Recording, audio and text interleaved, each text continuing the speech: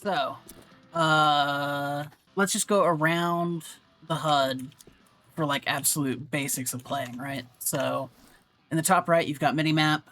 The small number that right now says 28 in the top left of the minimap.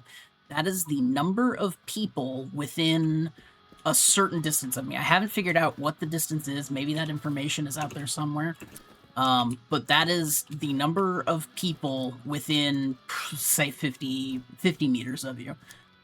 Usually, when you're alone within 50 meters, that number's going to say 1. Like, if I were to come over here and exit this building, see, it says 1. So no one is within 50 meters of me. It's just me. Above that, you see where it says mine's number 3. When I come in here, it's going to say mercenary camp number whatever. That is the map you're on and the instance of the map you're on, or the layer. So the way the matchmaking in this game works is it is gear-based matchmaking, but it's not the gear you have on your character necessarily. It is the highest tier of gear that you have equipped. So when you look at your gear, you see it says Brigand Armored Suit, and it's in pink, right? The tiers of armor go like white, or like colorless, green, blue, pink, and then red, I'm pretty sure. And then there's a legendary tier that's above red, but you don't need to worry about that for your first week or month or fuck, I don't know, year. I sit deep enough into the video that I can curse yet. So when I go out into the world, it's going to matchmake me only against people who are in the same like pink tier gear that I have on, right? As soon as you equip a pink item like that, it's gonna sort you into pink lobbies.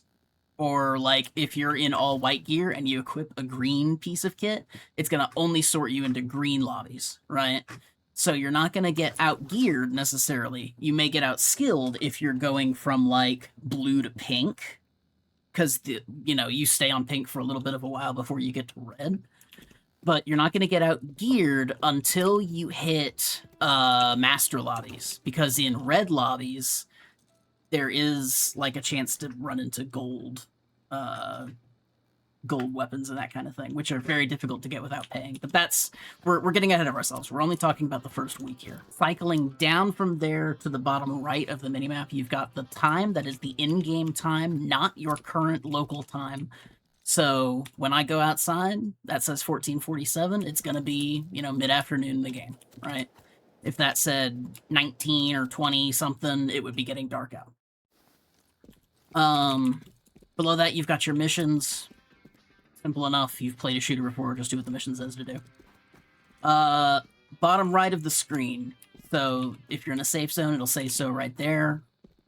Health, obviously, stamina is below health. Stamina is consumed by sprinting, by crouching, by going prone, jumping.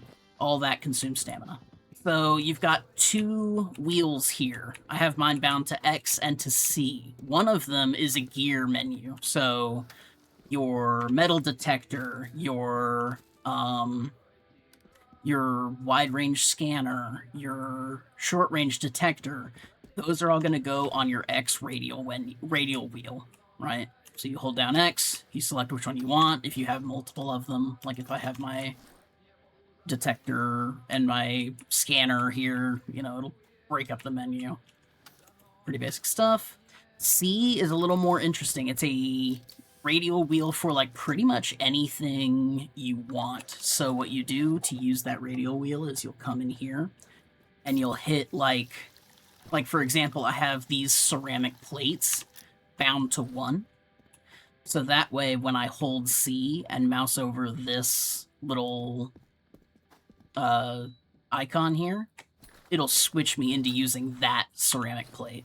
Right, so that way if I'm in the middle of a fight and I'm like, I need to throw on my ceramic plate, because ceramic plates are generally considered like best in slot for PvP. I don't want to have to go into my menu and find it in my inventory and right-click it or drag and drop it. That's going to get me killed. So instead, we just bind it, throw it on, progress bar finishes, and now you see I'm wearing that ceramic plate. Let's talk gameplay loop, right? The basic gameplay loop of Stalzone, as far as I can see, and this is going to be true in the south and the north, pretty much everywhere, is you're going to come out and there's going to be these little icons. These icons are different types of content. If you've ever played like Path of Exile 2, think like the different kinds of content in that game where you've got like expeditions and you've got, you know, whatever other mechanics that drop you gear. It's the same thing here, except instead of gear, it's going to drop you barter items. Now, barter items are a very specific class of item.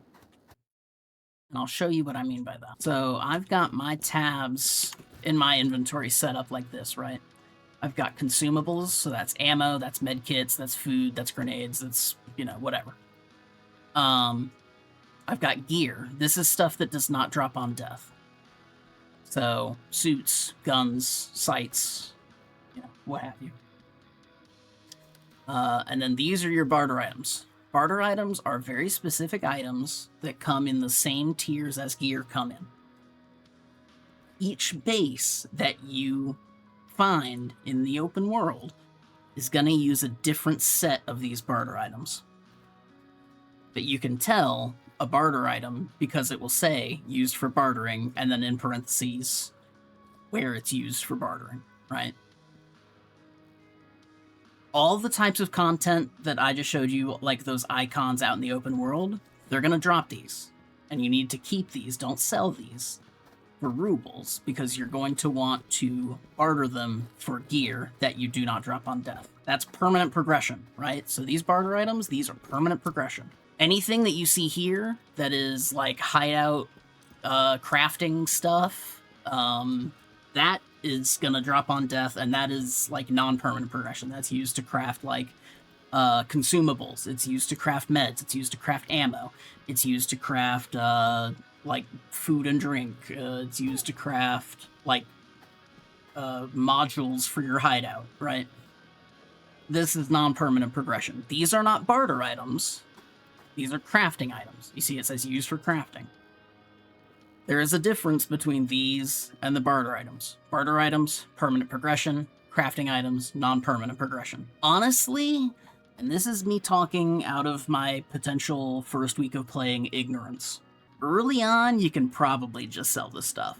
Like, you're only going to start finding it when you reach, like, the bar. So it's like everywhere north of the bar, you find this stuff, as well as, like, the north side of the map, you find this stuff.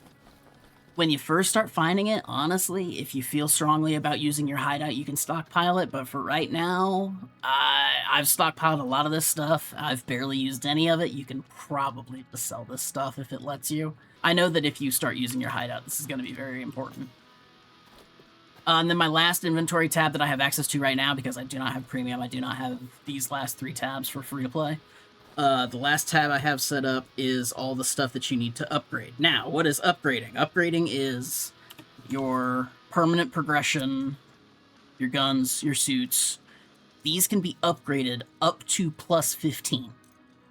Now, what I will say is, based on my experience with the system thus far, upgrading anything but red gear to plus 15 is a waste of time.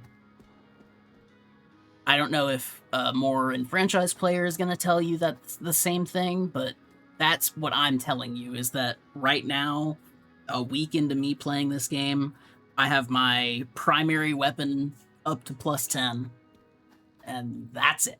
I haven't even upgraded my suit yet. The last thing I'll touch on in this sort of quasi-guide is artifacts.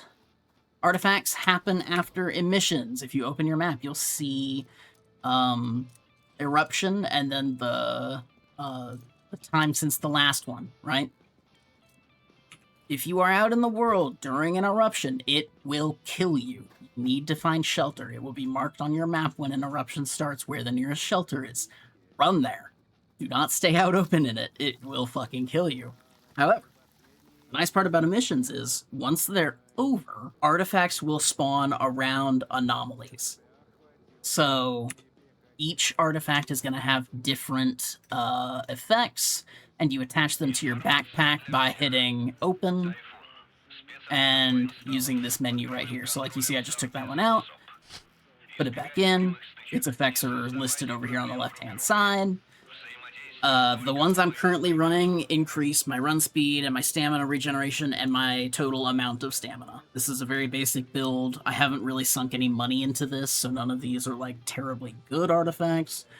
Just keep in mind, buildcraft around your artifacts is going to be a part of the game moving forward. I went over the barter system kind of, but I also didn't say, like, I didn't show it. So there's gonna be a different NPC in every place. There's gonna be this barter tree. So, like, Boathouse, you can get the AKS-74U, the AKS-74. Once you get to Village School, you can get the AK-74M. Any of these paths branch, and then if you go to select a category, you can open up some machine guns, sniper rifles. It's not just weapons; it's also like attachments, backpacks. All of these take the barter thing, the barter currency. The most important thing is early on, I would go scientist suits. I would not go combo or combat. Combat is not going to have enough environmental effectiveness. Combo is good for late game, but in the early game, when you're still kind of like learning how to get around anomalies, you know, I would opt for a scientist suit. What I would do personally. This guy, the artifact guy, he'll charge your artifacts for you. You also have to research the artifacts before you can equip them to your backpacks. This is where you do that. This guy is auction. You can put things on the player auction house here. You can send things to other players through the courier.